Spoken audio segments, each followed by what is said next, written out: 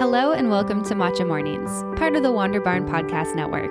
I'm your host, Amanda Kingsmith, and I'm excited to dive deep on topics around holistic health, the power of food, hormone health, how the practices of yoga can impact our health and well-being, and much more. So grab your cup of tea, settle in, and let's get started.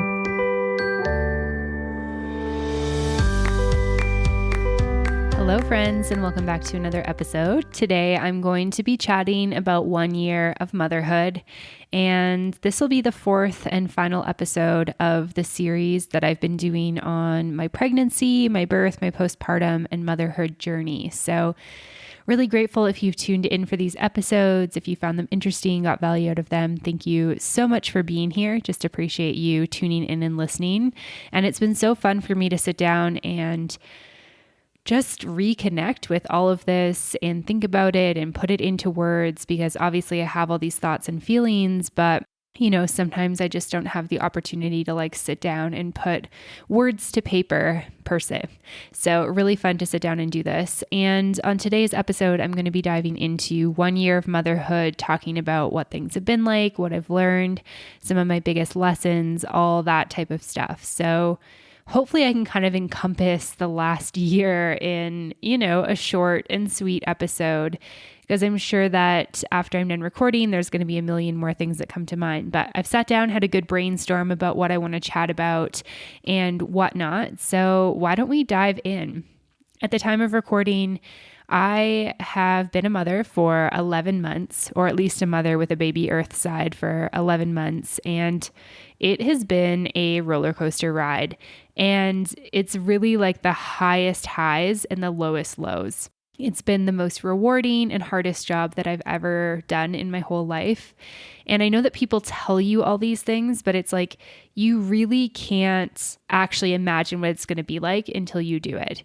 And it's the weirdest thing, because you have this long prep time for becoming a parent.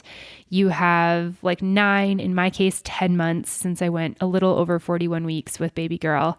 And it's like, it's coming. You're going to have this tiny human that needs to be taken care of, et cetera, et cetera.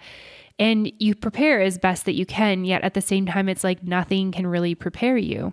It's the strangest thing to think about, how you have no idea who this person is that's living inside your belly. And then all of a sudden they're just there, and you can't imagine your life without them. I just did at the end of the year, for the end of 2022, this recap reel on Instagram. And it was so wild to go back to January of last year and look at this gigantic belly and remember that we didn't have a name for the baby. We knew she was a little girl.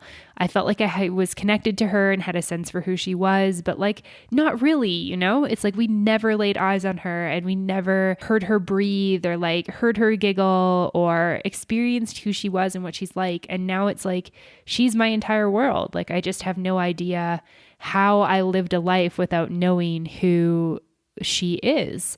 And it's just the strangest thing, especially very, very early on. And for me, I felt a really deep soul connection with the baby early on. I remember her coming out and the midwife passing her to me and putting her on my chest, and me making eye contact with her, and her letting out a big scream and being like, "Oh my gosh, this is who you are. I've just been waiting for you." And yet, despite having this kind of almost instant soul connection, it still took me months to really step into my power as a mother. And they talk about going through the veil during birth. And I felt like I pushed for a long time. If you listen to my birth episode, you'll know it was a couple of hours of pushing. And part of that was that she was a pretty big baby. But I think part of that too is just mentally, you have to overcome this huge obstacle of stepping through the veil of becoming a parent. And I think there's so much of me that feels like I'm too young, I'm not ready. I'm still oh, I'm a mother? I'm a mother to another human? That's pretty weird. And so I feel like it's just taken me many months to come to terms with this for myself. And I've really felt over the last year that I'm a bit like a snake that shed its skin a million times, just going through this deep transformation of really stepping into who I am as a mom. while also trying to find the balance of being Lou's mom, but also being who I am, which is Amanda. And of course, a big part of my identity right now is being Lou's mom and being a mother, and especially right now when I'm mostly just mothering. But it's also like trying to find this balance of who I am as myself, as a mother. It's like who I was before the baby, but in this new kind of realm and capacity. And I feel like that has been really challenging for me. And I'll talk about that a little bit more in a little bit. But I felt like it took a bit of time to get comfortable, being a mom and being with the baby. And I feel like it probably took us a good 3 to 6 months to really find our flow. And now that she is like 11 months at the time of recording, almost a year old, I feel like we're in like a really good place. I feel like she's a really fun age. She's super interactive. It's been more fun for me to play with her and take her places. I feel more confident with her. I think that's a big thing. And I just feel more comfortable with who she is. Now, when she whines, I have a good sense for what she's whining about or what she needs. I just know how to react to her better. And I'm also just a little bit more able to kind of tolerate that and handle that. I remember the first time that I took Lou on my own somewhere. I was actually just coming to a friend's house to do a Spanish lesson. It was like with all people who have kids, so other moms, just a small group of people. The person's house who I was going to had a baby just a couple months older than Lou. So super chill, but I was still super nervous, like driving with her by myself. And then, I dressed her up in this cute outfit and I take her out and she's had this poo explosion. And I'm like immediately stressed. And so I'm trying to clean up this like poo explosion, which I've never dealt with in my life. I never even changed a diaper until I had my own baby. And so I'm trying to deal with this poo explosion. And I had another outfit, but thankfully my friend was actually giving me some clothes. And so she's like, here, just like put her in this. Here, like use our wipes. Here, use my like change station. I'm like, oh my God, there's like baby poo everywhere. This is a disaster. By the end of this experience of changing a diaper, I was like, bright red like a tomato and just profusely sweating because I was just so stressed. And that's just like what happens in the early days of motherhood is you get thrown in these situations that you've never dealt with. And, as they happen more and more, you get a little bit more comfortable with it. And that's just, one example of poo explosion in a public space or kind of while I was out and about. And it's just super awkward. She was maybe like 6 weeks at that point, maybe 2 months. And I just wasn't that familiar with her and her rhythms and who she was. And I was still trying to figure out, who I was as a mom and trying to figure out my new role and stuff like that. And I think one of the things when it comes to this transformation that we go through when we step into motherhood is really grieving like who I was while stepping into who I am becoming. And it's not the type of grief in which I wish I could go back in time and not have the baby. It's not that at all because I wanted her, I wished for her, I prayed for her, we created her. I'm super grateful that she's here. I love her more than anything. Yet at the same time, there's just these moments where it's like, oh, I really didn't appreciate, sleeping in, or I really didn't appreciate just being able to have time and space to myself, or how much time I had that was just me, et cetera, et cetera. And so there's kind of this grief for your old life because it changes so rapidly and so instantaneously, while also this work towards transforming and stepping into who I am as a mother while maintaining the balance of who I am as just Amanda. So I feel like it's a bit of a trip, honestly. So let's go into a couple of other things that I've experienced over the last year. The first thing I want to talk about is just really how nothing can really prepare you for motherhood and the feelings that come with it. And I know people tell you this, but it's like one of those things that you don't really know until you know. And then there's also this like dichotomy of emotions that I find really strange. So there's this overabundance of love. Like I felt like my heart grew like 4 million sizes when she was born. And then happiness and joy. And that's coupled with stress, anxiety, and worry. And I've never really been somebody who worries a lot. I've always been very relaxed about that. I've never had a lot of anxiety. I mean, I've never really worried about the fact that I live in Mexico. Obviously, I know there's security concerns and stuff here, but I just kind of take that as it comes and take precautions as need be. And I've just felt like I've had a lot of additional stress, anxiety, and worry. It's just all these little things to worry about. And then there's this weird, like, emotional experience of when they're awake and you're tired, you want them to sleep. And then when they're sleeping, you miss them. And so you've had these grand plans of what you're going to do while they sleep. And then you just end up scrolling on your phone, looking at photos of them. And it's just like, what on earth is happening? Like, I've been waiting for the wake window to end. I've been waiting for them to go down for a nap. I'm excited to like have my own space. And now I have it. And I'm just sitting here looking at photos of my baby, thinking about how much I miss her. It's like the strangest emotional experience. And then similarly, I kind of just mentioned this, but craving space, craving my own space, but also not wanting to miss any moments. And it's like, I obviously have things to do when she's napping. And so I want to, get those things done. But then also it's like, I kind of just want to sit there and like watch her sleep because I don't want to miss like any cute thing that she does. And so just the dichotomy of emotions is just such a strange experience when it comes to motherhood. And then people say, the days can be long, but the years are short. And I do really feel like it goes by very quickly. I can't believe that I'm sitting down, thinking about how the fact that in just a couple of short weeks, I'm going to have a 1-year-old. And by the time this is released, she will be 1. And, that's amazing because it's so fun to watch her grow, but it's also heartbreaking and sad for me because it's gone by just way, way too quickly. I feel like I blinked and, she was there as a little newborn. And now it's like she's this really active, busy, like big personality little girl. And I know it's just going to keep developing more and more. And we have had some really long days. I think I'm really blessed that she's a really fun little baby. She's a fun little girl. I really love spending time with her. But, there are days that feel long and it's like, okay, I'm ready for you to like go to bed now and whatever. And then, I blink and it's like another month has gone by and then another month and then she's 6 months and then she's 8 months and now she's 11 months and soon to be 12 months.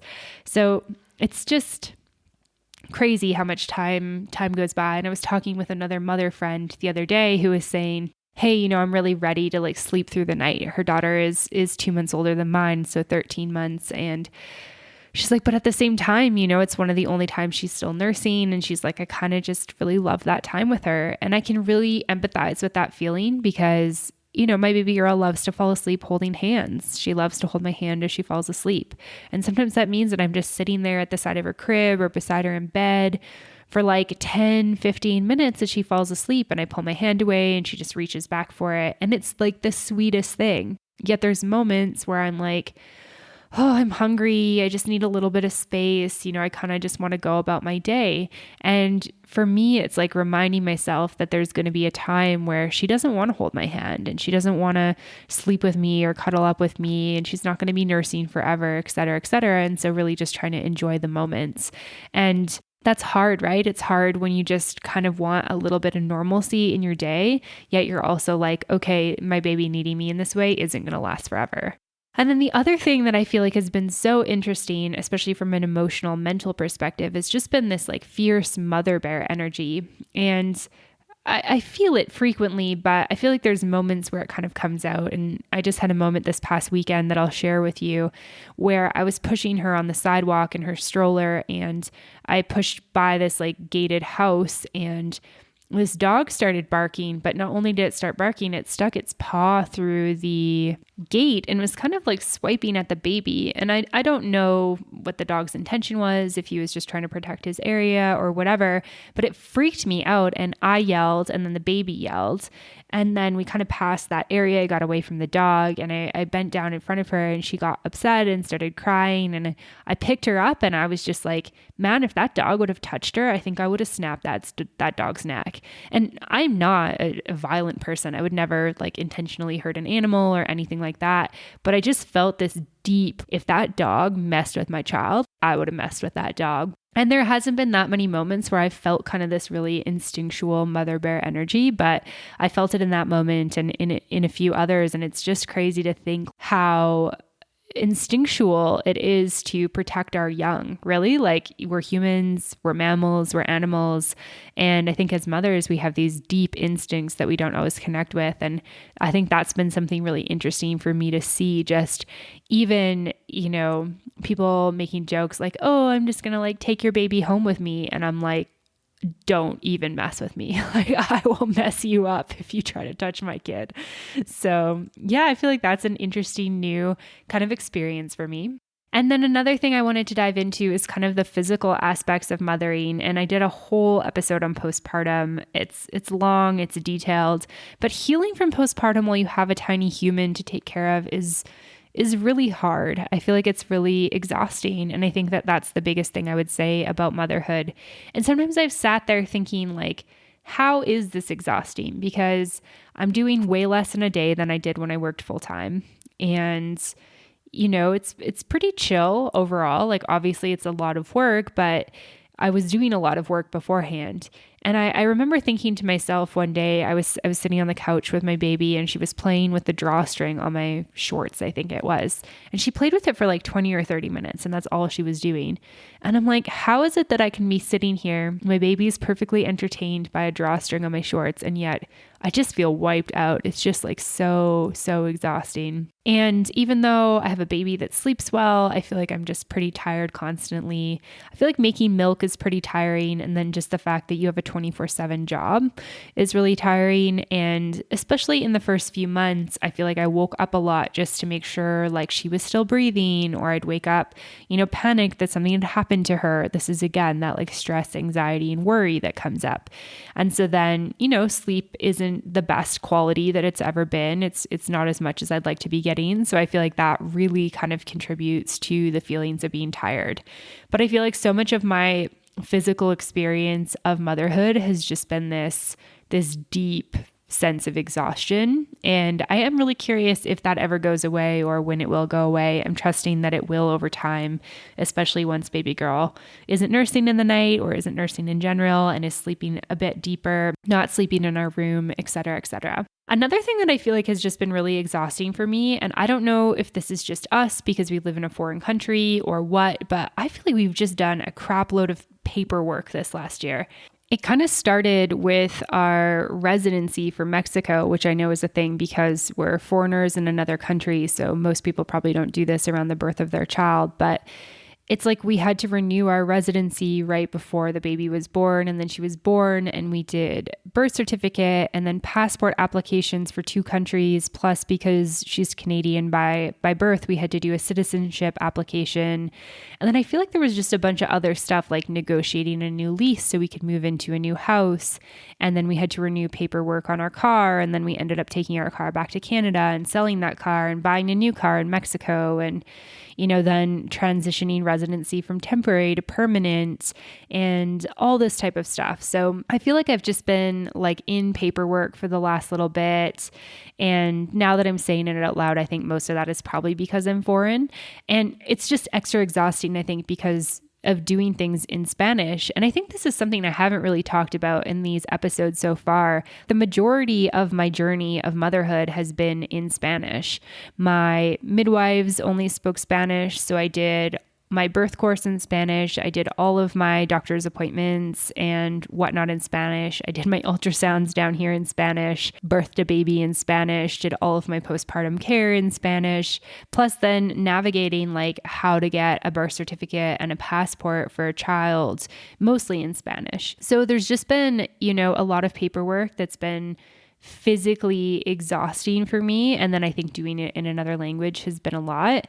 Plus we do like almost all of Lou's stuff in Spanish, like her pediatrician appointments are in Spanish. All of the initial tests we had to do in the first few weeks and months to make sure her development was good were all in Spanish. So it's been a lot, and I'm not complaining. Obviously, I choose to live abroad, and I'm really grateful for that experience. And honestly, it's been pretty amazing to see the development in my language skills over the last year, just navigating all of this. So definitely a blessing, but also something that's been very exhausting. So the next thing I want to talk about is relationships and support, because I feel like this has been a big shift. I mean, my partner, my husband and I have been together for 12, 13 years at this point, and it's always just been the two of us. And Lou is the perfect little third musketeer for our partnership, and she's the perfect little family member, and she just fits in completely perfect for us. But it's also been an adjustment, right? It's like now we've got this third little human to take care of, and especially this third little human who's tiny and who needs a lot and all that type of stuff. So I feel like having a really good like base with the partner is key. And I think over the last year, we've really leaned on the foundations that we built in our relationship to make sure that we could be great parents and also great partners to one another. So one of the things that I feel like has been most challenging has been finding time to still have quality time together. I think life is just busy. I talked about in the last episode, and I'll talk about a little bit more in just a minute, that I've been working part-time and then my husband works full-time, and life is demanding on top of that. I just talked about how we've done a million pieces of paperwork in Spanish. And so it's like, baby goes to bed, we eat dinner, we relax a little bit, and then we have had other things to do. And so we haven't even spent that much time like zoning out in front of the television. Does it happen? Certainly, especially on weekends. That's one of the things we do, but we've had to be so intentional about finding time to have quality time, just the two of us. And it's gotten a lot easier as we found, support and assistance for the baby, somebody that we're comfortable leaving her with. And also she's eating, she takes a bottle now. So it becomes a little bit easier for me to step away for longer periods, but it's still tricky. We haven't had that many opportunities to just do things, just the two of us, especially outside of the house. And it just takes a little bit more creativity in terms of, we've got some time, just the two of us. We should do something that's more like quality time as opposed to just like vegging out in front of the TV, but then also having that balance of, also having that vegging out time, because sometimes you're just tired and that happens too.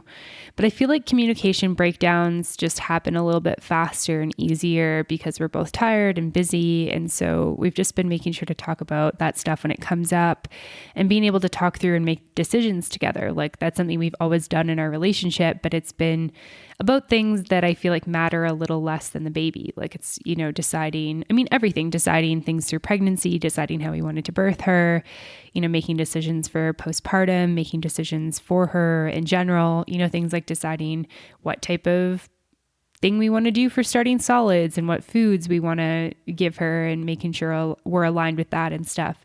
There's little things, there's bigger things, and we've just found that we need to talk about them as they come up so that they don't build up and then fights happen and stuff like that.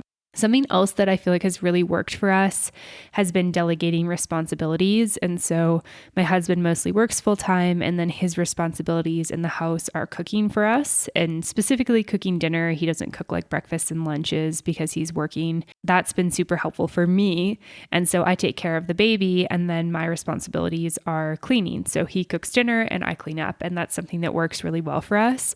But we've kind of designated myself as like sort of the chief operating officer or like chief executive officer, like CEO, COO of the baby. So it's like I get to make kind of executive decisions, but then I'm also like checking in with him about the bigger ones and stuff like that. Like I would never give her any type of medication or make a big decision about something towards her development or et cetera, without checking into him. But day to day, I just feed her the things that feel like a good fit to me and, take care of her in the way that we've kind of agreed upon. And I feel like it's just really helped to have these like specific responsibilities that we've delegated, so we don't have to have big conversations around like, what are we eating tonight? Who's cooking? Oh, the dishes need to be done. You do it. No, it's your turn. It's like, we've just already decided that. I feel like one thing for me that's been like a huge learning and growth has been asking for help with the baby, even if I'm not working. So I mentioned in the last episode that I took 4 months of maternity leave. I was completely 100% with the baby, not doing anything. And even in those times, it's like I still need help sometimes. I still need moments to myself. Like, hey, can you change her? Can you watch her so I can just go to the bathroom by myself? Can you change her so I can do this? Can you like watch her so I can do this, et cetera, et cetera. And one thing I found super hard has been finding me time when somebody else can watch the baby. And part of that has just been like I talked about before with this like mental emotional challenge of I want space, but then do I trust somebody else taking care of her? Do I just miss her when I'm not with her? And it's been a little bit of a process for me to trust bringing other people in to be with our child, and for me to not helicopter or micromanage that, and then to reach out and ask for that help that I need. So it's all been like a little bit of a journey, but finding time for me where somebody else can watch the baby has been really important. Things like, hey, I'm going to get a massage, or I'm going to go get some physical therapy done, or I'm going to go just for a little walk by myself, or go to the gym, or just get a little bit more sleep, do something like a yoni steam or a meditation, et cetera, et cetera. That's been stuff that's just been hard to ask for, but also super necessary for me to ask for. And then similarly, one thing that's been really, helpful has been bringing in additional people to help. And I had a lot of like mom guilt around this, like the idea of like, oh, if I'm not working, I should just be taking care of my child. I shouldn't need breaks, et cetera, et cetera. And I had some really good mom friends tell me like, that's not the case. You still probably need space and time, and it's okay to bring in help. And so we have had a cleaner for well over a year since before the baby's born, and we continue to bring her in once a week, and it's been so helpful to just lean on her for that support in the house. And then around 4 months, we also decided to bring in a nanny. We just have her twice a week for 10 hours a week, and that has been super, super helpful for me to do things like record this podcast episode, or to get some like additional things done around the house, to go to the gym, to do work, et cetera, et cetera.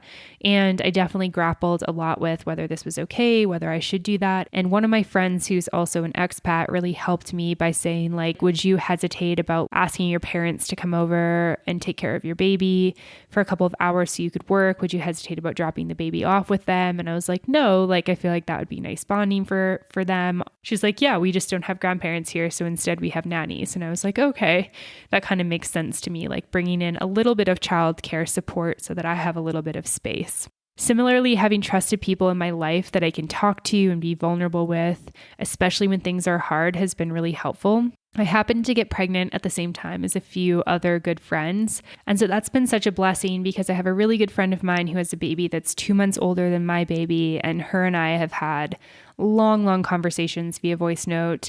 I have a good friend of mine who ended up having a baby, I think 6 months after I did. And so her and I have been in conversations around pregnancy and birth and postpartum and now motherhood, which has been such a blessing. And then I also made a really good friend here whose baby is just 2 months younger than mine. And so it's been really great to have her to do play dates with and to talk about baby stuff. And then I've got a couple other friends who've had babies like really similar timeline within a couple of days of when I had babies. And it's nice to be able to chat about what's going on, et cetera, et cetera. And I really just like having people that you can talk about all the things, like the good, the bad, the ugly, the great. It doesn't have to be like sugar coated. It's like, hey, I'm having a really rough day, or hey, my baby didn't sleep last night. And it's not like, oh, like you're a bad mom or something like that. It's like, we're there to support each other. And I feel like it's really nice to have good friends in the same life stage, or other moms that you can spend time with. So while I have good friends that I keep in touch with via voice note, like I just said, I've also tried to build up my community of mom friends here. So been in a couple of mothers circles and mothers groups. One has been digital, and then a couple have been in person. So it's been nice to interact with other people in a similar life stage. And I feel like that's just really key, to have people that are, similar to you, dealing with similar things day to day, who can just, be there to listen, hold space for you, and you can do the same for them. And so one thing that was really important to me with this was that it was not just on my husband. I mean, my husband has his own like concerns and worries. His journey of fatherhood is different than my journey of motherhood. And while he can listen and hold space to a lot of it, I feel like it's nice to really be in conversation and communication with people who know exactly what I'm going through, what it's like, that I can talk to about these things.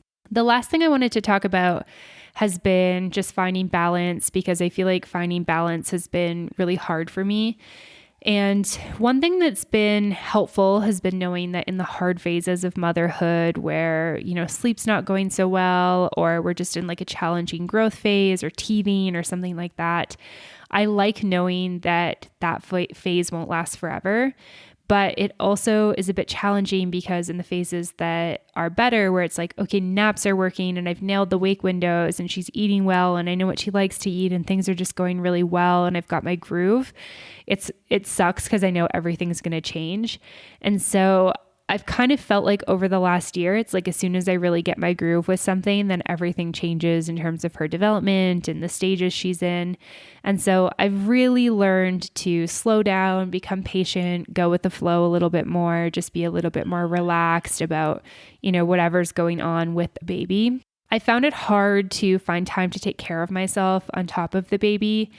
Once she's asleep, I find that I'm really tired. And basically, since I went back to work, I feel like my schedule has been on the days where she's with the nanny, I feed her and whatnot. Sometimes I'll do her naps, but I'm mostly just like doing my work and stuff like that. Versus the days when I'm with her, it's like I do work during her naps. So at the time of recording, she's doing 1.5 hour naps during the day. So I've got about 2 hours, let's say, to do some work. And so it's like, I'm up, I'm with the baby, we're doing food, we're playing, putting her down for a nap, then I'm hopping into some work. She wakes up, okay, we play, we do that for a little while longer, we do some more food, she goes down for another nap, I work again, and then it's like we play. My husband takes her for a little bit, and then he starts cooking dinner, I start doing bedtime. And so by the time that she's in bed and I get back downstairs, I'm kind of exhausted. Like often I'll have good intentions of, I'm going to listen to a podcast, or I'm going to read this self-development book, or I'm going to watch this course I bought ages ago, or I'm going to sit down and do a yoni steam, or I'm going to do a really luscious shower. And it's just like, I just want to sit and veg. And that has been really hard for me because I know that there are a lot of things I can do that fill my cup up more than just like lying on the couch watching TV or scrolling social media. Yet sometimes it's really hard to motivate myself to do that because I'm tired. So finding the time to take care of myself has definitely been hard, especially with like a busy schedule. I often feel like when she goes down for naps, while I love the idea of just sitting down and reading a book or taking a nap myself, it's like, that stuff is hard because I'm a human with real things to do, which I'm sure anyone out there who's listening, kids or not, you definitely understand that. Stepping back into work was good for me at first, but it just became a little bit too much. So basically, I had planned, like I said, I think earlier in this episode, 4 months of maternity leave. I'd backlogged podcast episodes. I'd everything kind of arranged so that basically in May, it was going to be like, okay, I need to start working a little bit. I need to start doing a couple podcast episodes, need to start getting back into things. I started working very part-time with a client of mine, and it was pretty chill in May. We hired the nanny, and I spent a lot of time just kind of making sure she was comfortable with the baby and the baby was comfortable with her. We were still feeding every 3 hours, no solids at that point. So was very hands-on and was just starting to get back into some gym time. So was using part of that nanny time for that. And then June, things ramped up a little bit. July was a little bit less because we ended up traveling back to Canada. I didn't have much childcare, so wasn't doing a ton of work. But then August was taking on a little bit more. So it was up to 10 to 15 hours a week. And then September, I feel like things really ramped up in September. And by the time October, November came around, I was just feeling very burnt out and a little bit resentful. And it just felt like, when I was with the baby, my patience was low because I needed her to go to sleep so I could get work done. And then I'd be a bit frustrated when she woke up from her nap. And then when I was working, I wanted to be with her. And it was just this whole mind trip of when I'm with her, I'm thinking about work. And when I'm working, I'm thinking about her. What a human dilemma, right? And I feel like just after having some conversations with my husband, he was like, the point of you working is to do things that, bring us in income, but mostly that keep you happy, that you're excited about. And if you're not happy and excited about these things and it's not worth it for you to be away from Lou, then why are you doing them?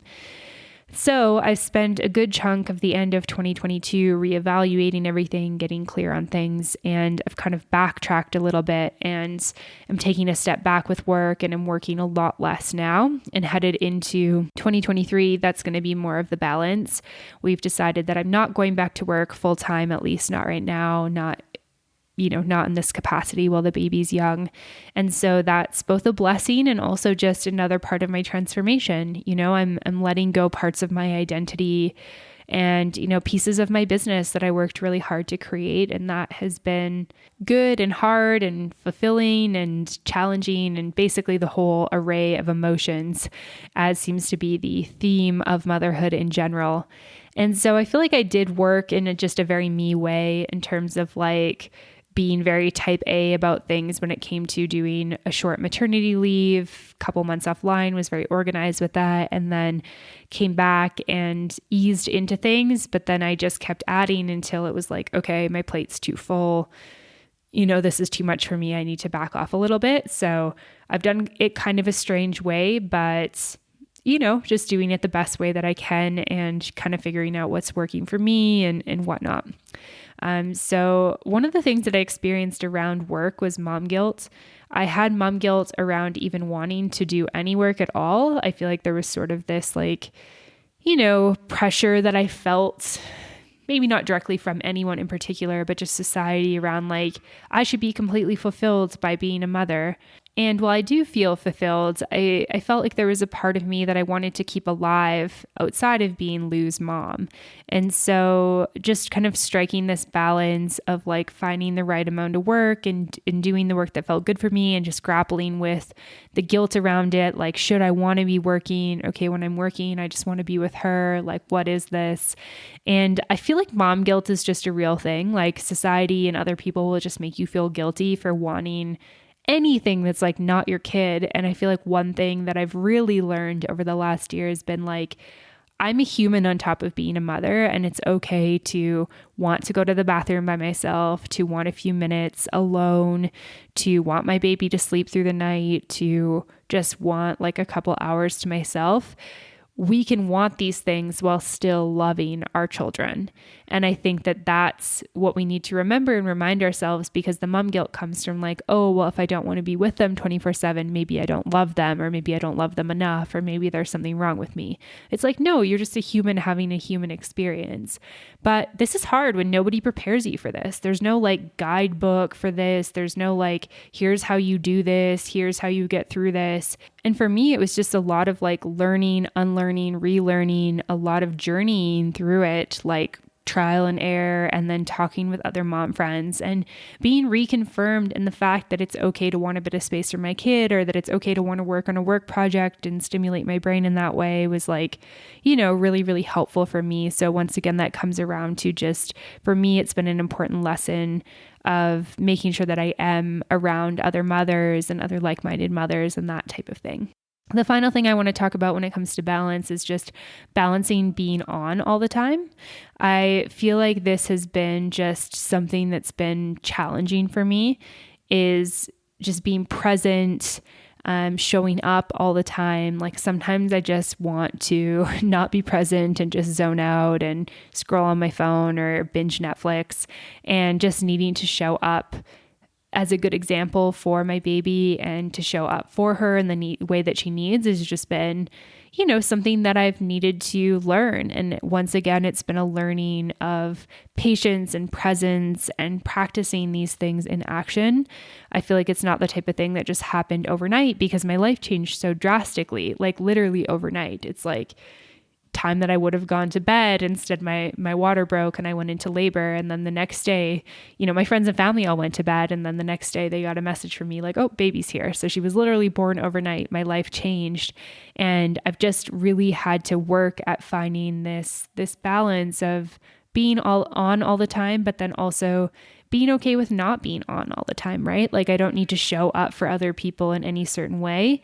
And it's okay for me to say no if I can't show up for other people, because, I only have so much capacity as a human, and it's been hard to be in social situations, to host people. That takes a lot of energy, and I just don't have a lot of energy because all my energy is basically going towards mothering and taking care of Lou right now. So it's definitely been a learning experience and a journey. And yeah, things have been great overall. It's been, like I said, the most rewarding, amazing, love-filled year of my life. It's also been hard and challenging, but overall, I would not change it for anything. I feel super blessed and happy and grateful and all the warm fuzzies. So, yeah, this has been fun to reflect on. I feel like in another month or 6 months or 12 months, I'm going to have so many more learnings. So I feel like this journey of motherhood is just going to keep evolving and helping me grow and change and all the things. So perhaps I'll have to do another episode expanding upon my learnings because I'm still very much new into this and still very much, on the path of learning who I am as a mom and how to show up for my baby girl and all those types of things. But for now, this is what I've learned in this first almost year of motherhood. So thank you so much for listening. If you've listened to all 4 of these episodes, thank you for being here. I hope you've enjoyed listening to my story and my journey of pregnancy, birth, postpartum, and now motherhood. So thank you so much for joining me. It's been a real pleasure to just sit down behind the mic and reflect on everything that I've gone through over the last, I guess it's like almost 2 years if you consider the whole pregnancy journey. It's been just the most beautiful, epic roller coaster ride of my life. So thanks for being here for it, and hopefully I'll see you in another episode soon. Okay, bye for now. Thanks so much for listening to this episode of Matcha Mornings. To find links mentioned in this episode, show notes, photos, and more, head on over to wanderbarn.com/podcast/matcha-mornings. To be the first to know about brand new episodes of Matcha Mornings, subscribe on your podcast app. If you enjoyed this episode of the show, please leave a review or send me an email at wanderbarn@gmail.com with the subject line Matcha Mornings. To follow along with me, Amanda Kingsmith, you can find me on Instagram at Amanda Kingsmith to learn more about other fun projects I'm working on. To find more great podcasts like this one on topics such as travel, the business of yoga, cryptocurrency, and more, head on over to wanderbarn.com. Thanks for listening, and I'll see you soon.